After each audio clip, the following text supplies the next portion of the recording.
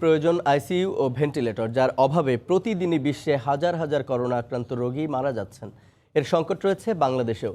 চিকিৎসকরা বলছেন, করোনার পাশাপাশি শ্বাসকষ্ট সহ জটিল রোগে আক্রান্তদের জন্য ভেন্টিলেটর ও আইসিইউ অত্যাবশ্যকীয়। জনসংখ্যার অনুপাতে দেশে করোনা মোকাবেলায় কমপক্ষে ৩৫০০ আইসিইউ ও ৫০০০ ভেন্টিলেটর প্রস্তুত করা দরকার বলেও মত বিশেষজ্ঞদের। মাহমুদ রাকিবের রিপোর্ট। বিশ্ব স্বাস্থ্য সংস্থার গবেষণা বলছে, কোভিড-19-এ আক্রান্ত মোট রোগীর ৮০ থেকে ৮২% সাধারণ চিকিৎসাতেই সুস্থ হয়ে ওঠেন। বাকি ১৮ থেকে ২০% রোগীর চিকিৎসা নিতে হয় হাসপাতালে। এদের মধ্যে সর্বোচ্চ ১৫% রোগীর জন্য প্রয়োজন হতে পারে কৃত্রিম শ্বাস প্রশ্বাস সুবিধা বা ভেন্টিলেটর, আর জটিল ৫%-এর জন্য লাগতে পারে নিবিড় পরিচর্যা কেন্দ্র বা আইসিইউ। এ বাস্তবতায় স্বাস্থ্য অধিদপ্তর বলছে, কোভিড-19 চিকিৎসায় এই মুহূর্তে দেশে মোট ১০৫০টি আইসোলেশন বেড থাকলেও আইসিইউ শয্যা রয়েছে ৪৫টির মতো।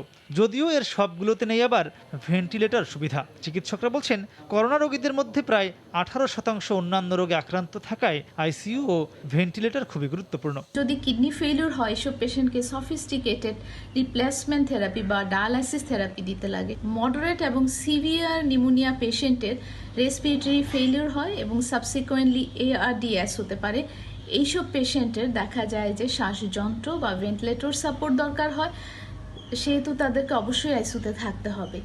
এই গ্রুপ অফ পেশেন্টের হার্টের প্রবলেম হতে পারে। বিশেষজ্ঞরা বলছেন, করোনা বিপর্যয় রোধে এখনই দেশের সকল বেসরকারি ও সরকারি হাসপাতালের আইসিইউ ও ভেন্টিলেটর একীভূত করা উচিত। আইসিইউ বেডের সংখ্যা হওয়া দরকার কমপক্ষে ৩,৪০০-এর একটা প্রস্তুতি নিয়ে রাখতে হবে। আমাদেরকে মনে রাখতে হবে যে ভেন্টিলেটর কমপক্ষে আমাদের দেশের জন্য ৫,০০০ দরকার আছে। এই জায়গায় কম্প্রোমাইজ করার কোনো সুযোগ নেই। আমাদের কিছু আইসিইউ ম্যানেজমেন্ট নার্সকে প্রশিক্ষণ দিতে হবে জরুরি ভিত্তিতে, যে সরকারি এবং বেসরকারি যে হাসপাতালগুলির যত আইসিইউ বেড আছে এবং যত ভেন্টিলেটর আছে, তাদেরকে এক জায়গায় সমন্বয় করে আমরা এই সেবাটা নিশ্চিত করতে পারি। বিশেষজ্ঞরা বলছেন, চাইলেই হাসপাতালে রাতারাতি আইসিইউ ও ভেন্টিলেটর সুবিধা বাড়ানো সম্ভব নয়। তাই তাদের মতে এই মুহূর্তে দেশে যে পরিমাণ এই সুবিধা আছে তার সর্বোচ্চ ব্যবহার এবং আইসিইউ ও ভেন্টিলেটর সুবিধার সঙ্গে যুক্ত থাকা সকল স্বাস্থ্যকর্মীকে প্রশিক্ষণ দেওয়াকেই গুরুত্ব দেওয়া উচিত।